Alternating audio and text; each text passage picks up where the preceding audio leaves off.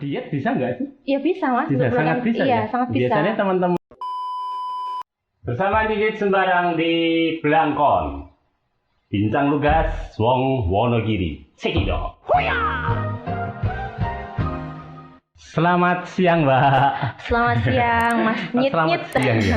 Selamat sore ya Mas. Iya, ya, selamat sore. Selamat apa aja ya pokoknya. Iya. Karena yang nonton nanti juga nggak tahu siang, malam atau pagi atau menjelang malam kan nggak Iya. tahu juga. Wah, selamat ya Mbak ya atas terpilihnya menjadi juara 1 ya di Wonogiri Innovation Awards 2021. Iya. Terus aku gagal move Krenova. on gitu. Terus Krenova ya. Iya. Ini pertama kalinya Wonogiri mengadakan itu, terus dengan sing jadi juara luar biasa. Ya, terima kasih Iya. Mas Dikit. Ya. Berarti ini cerita sedikit ya. Ini mumpung ada Blangkon ini biar tambah bagus di sana. Oh ya. Sudah bagus banget. Mbak, ini ceritanya piye toh Tek, jenengan duwe ide untuk ikut lomba dulu ya, Iya, lomba iya. dulu terus duwe produk andalan seperti ini, ceritanya gimana sih Mbak Ti? Oh ya, sebenarnya gini ya Mas Dikit, untuk juara Krenova biar nggak ini ya, biar saya ralat sedikit.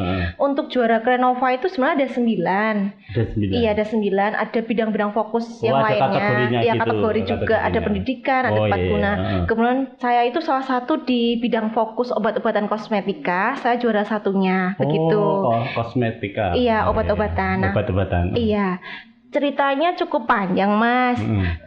Tidak serta-merta kemudian saya langsung ikut itu enggak. Cuman saya kebetulan orangnya suka neliti ya. Oh iya, Iya, kalau kebetulan bidang saya ya, Iya. saya kan saya basicnya kimia. Oh, basicnya gini. Iya, dan juga di SMK-nya farmasi. Jadi memang sudah suka dulu sama suka obat-obatan dulu ya. obat-obatan. Iya, itu tahun 2019, kebetulan waktu itu saya masih ngajar di SMK salah satu swasta di Kabupaten Sukoharjo. Sukoharjo. Iya, itu saya di pihak sekolah itu memberikan kesempatan jika ada sebuah lomba, silakan guru mengajukan, kita fasilitasi. Nah, dengan begitu saya sambut dengan gembira. Kemudian saya mencoba untuk beride membuat sebuah inovasi yang mana saya mengangkat sebuah tanaman herbal karena saya ingin sesuatu yang tidak termanfaatkan di sekeliling kita itu menjadi termanfaatkan. Jadi nggak percuma. Jadi orang di sekitar kita tuh ternyata di sekitarnya punya manfaat kan begitu ya. Didukung Jadi dengan bahan baku yang melimpah mungkin. iya, tentunya di Indonesia kan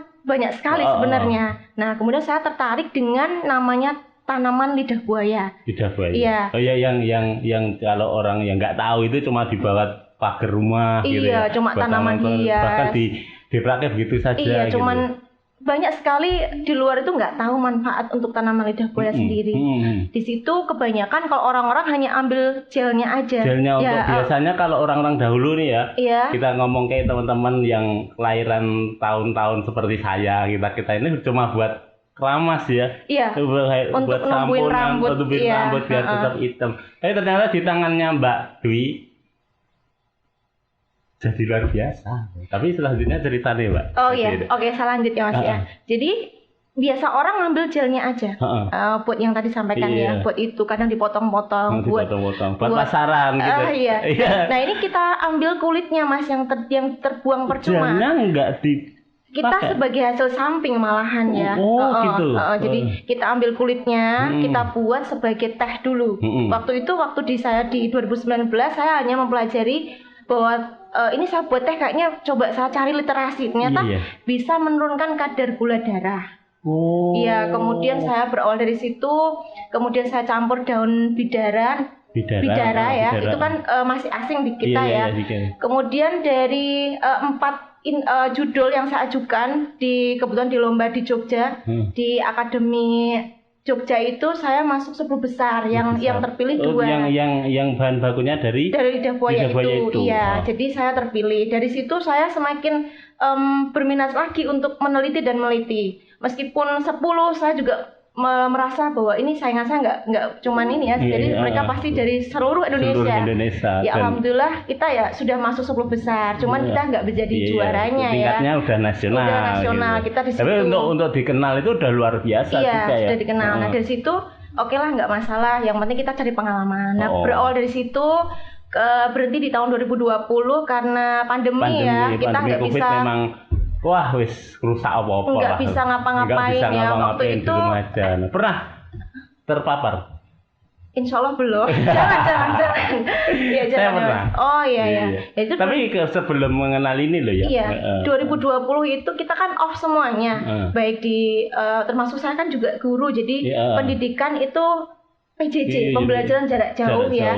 Jadi kita nggak bisa ketemu siswa, ketemu guru dan sebagainya. Akhirnya 2020 kita off dulu untuk masalah tadi. Kemudian muncul 2021. Saya mikir lagi, kok saya masih greget sama tanaman lidah buaya ya. Ini enaknya mau saya apain ya kan gitu. Kemudian 2021 saya maju sama Bapak Kepala Sekolah, bahwa saya terfasilitasi, bahwa saya ngajar di salah satu sekolah swasta di SMK Dayawangsa Wonogiri, kecamatannya Ngadirojo ya Mas ya. Nah, Dayawangsa Wonogiri. Iya. Oh, itu paling di Ngadirojo. Ngadirojo. Itu pasnya di mana? Ngadirojo, Bangjo. Aku dhewe sing wong Wonogiri. Iya, itu ke timur sedikit. Arah ke Jatimarto. Ke arah Jatisrono, Mas. Jatisrono. Iya. Ke Jatimarto. Ke Sidoarjo, Mas. Iya. Jadi nanti kalau arah sana monggo pindah. Iya. Buat teman-teman yang arah sana yang nggak tahu SMK Dayawangsa Wonogiri. Dekat terminal Ngadirojo ke timur sedikit aja. Ke timur dan ke selatan. Ke timur dan ke selatan. Oh, rada nyerang gitu. Iya. Dan di sini gini Mas, kalau gue kan saya di SMK Dayawangsa ini alhamdulillah sekali beliau Bapak Kepala Sekolah Pak Dikin itu memberikan fasilitasi. Artinya begini, jika guru itu memiliki penelitian atau sebuah inovasi itu sangat mendukung. Sehingga saya dengan mengajukan, saya tuh punya keinginan gini, kira-kira kecamatan Ngadirojo tuh yang sekiranya bisa kita angkat apa ya, kan gitu ya. Saya mikir-mikir, waktu itu saya mikir gini, oh banyak jambu mete ya, jambu monyet. Jambu saya mikir gini, wah monyetnya nggak usah ditekan. Oh iya ya, saya nggak lihat jenengan Mas. Jadi jambu mete atau dikenal jambu monyet itu, saya mikir gini, ini kalau di Wonogiri terlalu banyak, maksudnya berlimpah sekali ya. Sekali. Itu kan biasanya kalau jambu mete itu kan yang diambil cuma bolnya itu. Nah, bijinya Mas. Biji tak itu? Iya. Iya, bijinya. Nah, kita sudah kenal. Jadi kok orang itu kalau beli kacang mede biasanya kan tulis khas Wonogiri kan gitu ya. Nah, pokoknya kalau nggak ada capnya itu harganya turun. Iya, kayaknya kurang gimana kalau orang dari Jakarta beli kalau nggak Wonogiri. Sama begitu, ya memang brand sih. Iya. Nah, dari situ saya berpikir begini. Ini yang diambil bijinya, lalu jambunya dikemanain? Berarti dibuang aja. Saya akhirnya mencari sebuah literasi yang dari lidah buaya beralih ke belum. Agak sedikit nanti nyambung ke sana ya. Enggak beralih berarti? Enggak. Jadi nanti dua-duanya. Terus ke jambu monyetnya tersebut, saya mikir ini saya cari literasi. Kira-kira apa yang bisa saya manfaat selain biji? Iya. Kemudian saya ambil jambunya ya. Ini jambu orang tidak ada yang mau makan loh Mas, karena apa? Punya ini kalau dimakan kan sepet ya, pudon ada gitu ya. Sengit-sengit gimana itu ya. Saya cari literasi, ternyata manfaatnya luar biasa, vitamin C-nya juga banyak, kemudian bisa menurunkan kadar kolesterol. Nah, dari situ saya semakin minat. Wah, ini kayaknya bisa nih. Biar orang di Ngadirojo itu tidak membuang percuma jambunya, bisa kita manfaatkan. Jadi prinsip saya sebenarnya untuk penelitian tuh memanfaatkan sebuah hal yang tidak termanfaatkan, termasuk jambu tadi ya. Akhirnya saya maju kepada Bapak Kepala Sekolah untuk izin penelitian. Saya mengajukan yang jambu monyetnya, kemudian termasuk tanaman lidah buaya tadi. Nah, Bapak Kepala Sekolah juga sangat memberikan silahkan akan saya fasilitasi kalau kamu mau maju penelitian semacam ini. Difasilitasi oleh Bapak Kepala Sekolah. Iya. Terus selanjutnya Mbak Dwi langsung bikin itu. Iya, karena kebetulan kalau kita mau eksekusi jambu monyetnya, kita masih nunggu kan bulan Oktober. Bulan Oktober sampai. Akhirnya kita beralih pada bulan April itu agar saya tuh masih penasaran sama tanaman lidah buaya. Kembali lagi. Iya, akhirnya saya izin kepada Bapak Kepala Sekolah untuk meneliti tanaman lidah buaya. Nah, berawal dari situ kita ingin mengenalkan kepada masyarakat bahwa kulit tanaman lidah buaya itu ada manfaatnya. Iya, salah satunya adalah untuk menurunkan kadar gula darah. Nah, ini yang buat paling teman-teman penting. Ya, buat teman-teman bahasanya penyakit yang sangat membunuh selain jantung itu adalah diabetes ya. Dan Mbak Dwi ini adalah salah satu orang yang membuat penelitian atau membuat inovasi di mana bisa pengurangan ataupun kadar gula darah. Iya, betul. Luar biasa inovasinya dari situ ya, Pak. Iya. Ya, untuk samping itu sebenarnya saya ke arah ke ini, Mas. Ke arah masyarakat Ngadirojo itu kan lahannya masih banyak yang kosong iya, ya. benar, Saya benar. memberikan sebenarnya bukan edukasi ya, kayak informasi saja sebenarnya. Jadi kebetulan sekolah kami itu lahannya luas. Sehingga kita izin untuk melakukan budidaya tanaman lidah buaya sendiri di dekat sekolah kami. Dan itu mudah ya, Mbak? Ya, mudah. Nanam lidah buaya itu sangat mudah. Sangat mudah sekali. Bahkan ditaruh saja bisa tumbuh. Bisa tumbuh, bisa hidup, kan bisa berkembang biak. Nah, dari situ kita memberikan edukasi atau informasi pada masyarakat bahwa tanaman lidah buaya itu bisa kita budidaya. Dan setelah kita budidaya, kita bisa manfaatkan. Bisa jadi komoditas ekonomi, maksud saya seperti itu. Bisa mungkin bisa mengangkat di Kecamatan Ngadirojo ya, karena mungkin lahannya masih banyak yang belum terpakai. Nah, di situ kita uji, kita teliti bahwa kulit tanaman lidah buaya ini kemarin saya juga teliti, kita cek kepada orang kadar gula darahnya. Setelah 1 minggu mengkonsumsi itu kadar gulanya turun, Mas. Yang mana ini? Yang ini, Mas. Yang ini. Ya, ini bentuknya teh celup. Teh celup. Jadi konsumen hanya tinggal kayak kita bikin teh gitu aja. Iya. Kayak bikin teh celup itu aja setiap kita pagi. Iya. Jadi karena untuk menurunkan kadar gula sehingga disarankan untuk tidak pakai gula. Jadi kita pakai mungkin yang aman aja. Iya, yang aman. Kalau madu bisa. Ya pakai madu. Kemudian ini untuk diet bisa nggak sih? Ya bisa, Mas. Sangat bisa. Iya, sangat bisa. Biasanya teman-teman itu yang maaf ya, kelebihan berat badan gitu biasanya, oh iya ini ada loh. Ini manfaatnya banyak sekali ya teman-teman ya.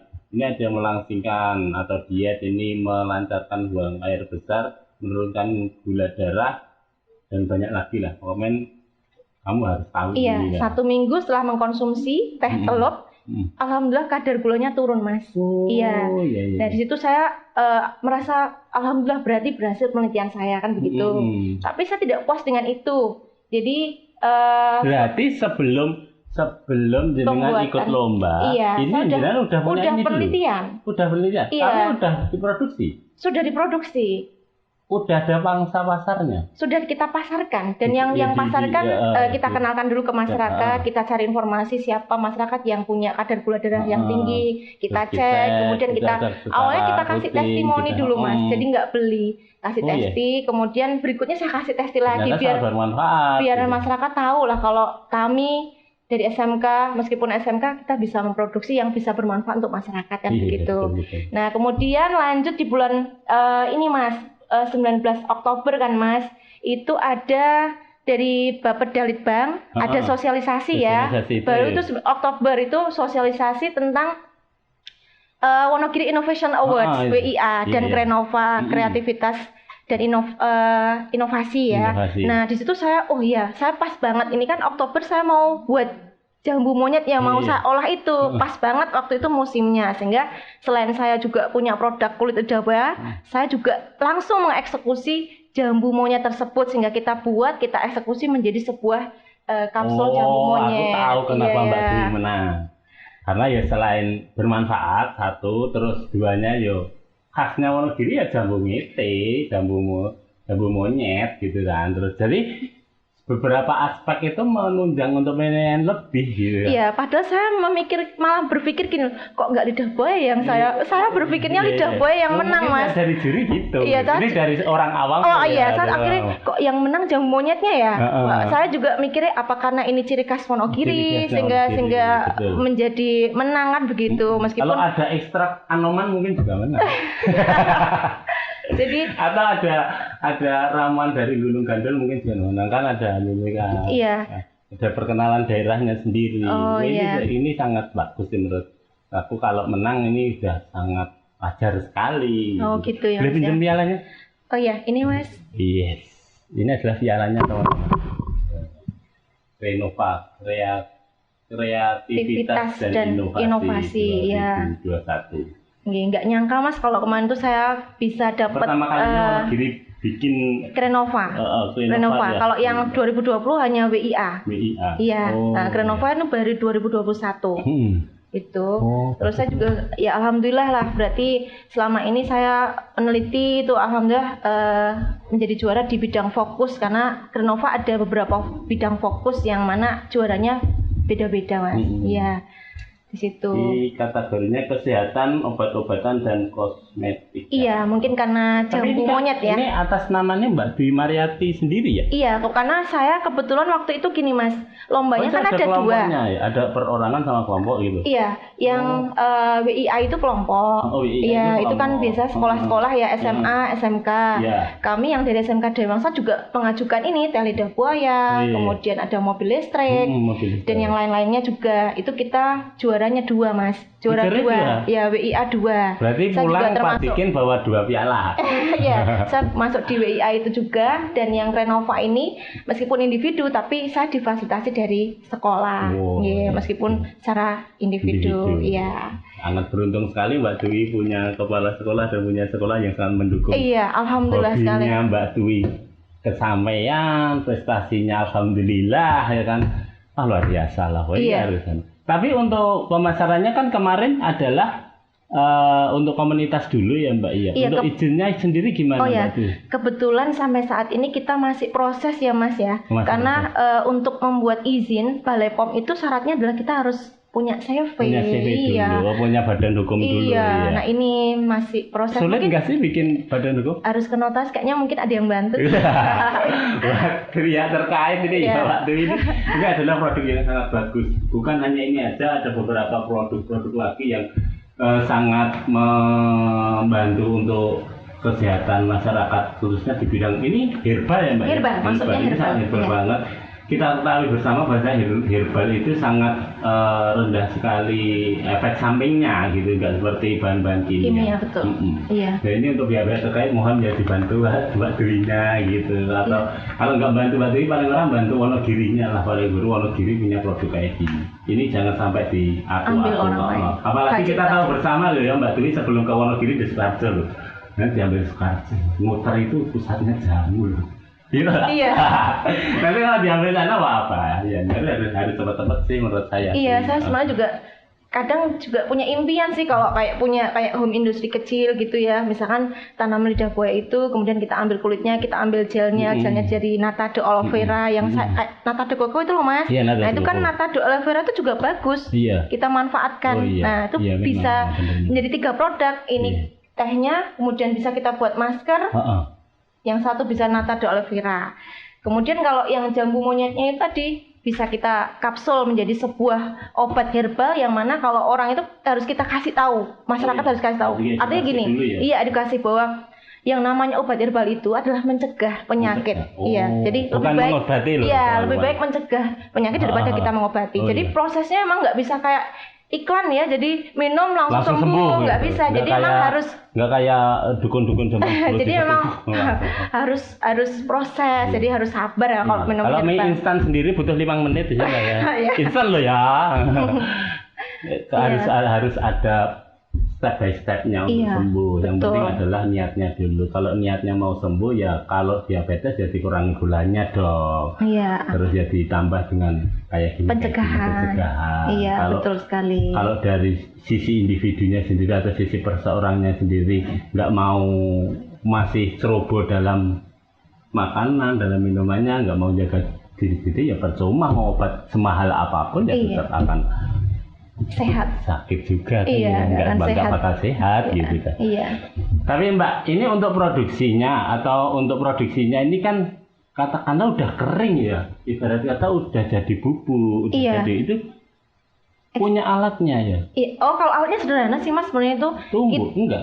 Kita prosesnya gimana sih? Kan kita tahu bersama ya kalau lidah buaya kan basah ya. Kalau jambu monyet juga basah, harus dikeringkan dulu. Gimana? Jadi jambu monyet itu saya hanya punya prinsip, ini kalau saya mau buat kapsul berarti kan harus kering ya. Harus kering. Berarti saya mikirnya harus saya jemur atau saya oven kan begitu. Sehingga saya memakai 2 cara. Jadi di bawah terik matahari saya jemur. Kalau udah agak mendingan baru saya oven biar nggak terlalu lama ngovennya. Di oven. 2 kali proses gitu ya. Di oven, kemudian kita blender. Gitu. Kemudian kita ayak, udah kita masukkan ke dalam kapsul. Jadi makanya selalu sold out ya, karena produksinya nggak bisa banyak. Iya kan? Betul, karena terbatas ya alatnya tadi. Alatnya terbatas. Berarti juga kendala di alat barang? Iya, alatnya. Alatnya karena teman-teman. Masih manual kan, masih manual. Ada yang ditumbuk nggak? Nggak ada, itu tadi di blender Mas. Iya, jadi kalau ada masih yang belum halus kita blender, lalu ayak lagi kan gitu. Kita masukkan. Harus keringnya maksimal ya. Iya betul, karena nanti kalau nggak maksimal kan lembab. Jadi jamur bukan obat lagi. Jadinya jamur. Jadi untuk menjadi kapsul, untuk menjadi bubuk itu memang harus kering banget. Yang saya tahu loh ya, karena kalau lembab aja lah, nggak usah basah, lembab aja tumbuh, nanti akan spora-sporanya akan nempel gitu kan. Betul sekali. Gitu kan. Betul. Iya, pintar gitu. Sekali Mas. Ya. Aku imbau ini. Iya. Iya. Lah jauh ini kan karena Mbak Dwi sendiri produknya terbatas dan ini masih berarti untuk mendapatkan ini kan berarti harus pesan dulu sama Mbak Dwi. Iya, saya sebenarnya gini Mas, pengen saya tuh kalau udah nanti punya CV itu hak cipta saya. Maaf, hak cipta kami ya, kami. Jadi orang lain kalau mau duplikasi atau ini harus izin kan, harusnya kalau udah jadi hak cipta. Nah ini mungkin nanti proses Mas untuk pembuatan ini selain lidah buaya terus jambungnya kan kita tadi ketemu apa aja? Ini Mas, kebetulan kan kita juga senang membuat sebuah produk-produk ya Mas ya. Oh nggak hanya fokus di ini ya, berarti Mbak Dwi juga masih menginovasi lagi yang lainnya gitu, melebarkan sayap lagi. Iya, maksudnya biar masyarakat juga kenal tentang yang namanya jahe merah dan kencur. Sebuah herbal.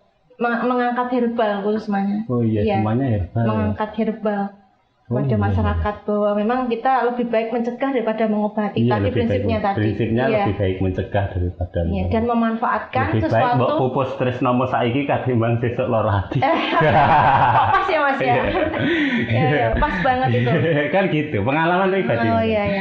Oh gitu. Oh kalau dari ini enggak kita fokus ke ini dulu ya. Jahe sama kencur. Kalau jahe kan kita sendiri tahu ya, kemarin pas pandemi Covid sendiri jahe harganya melonjak luar sekali biasa, apalagi bener banget dan sangat dibutuhkan kemarin, dan Mbak Dwi punya ekstraknya. Ini ekstrak sih ya? Iya, itu diekstrak.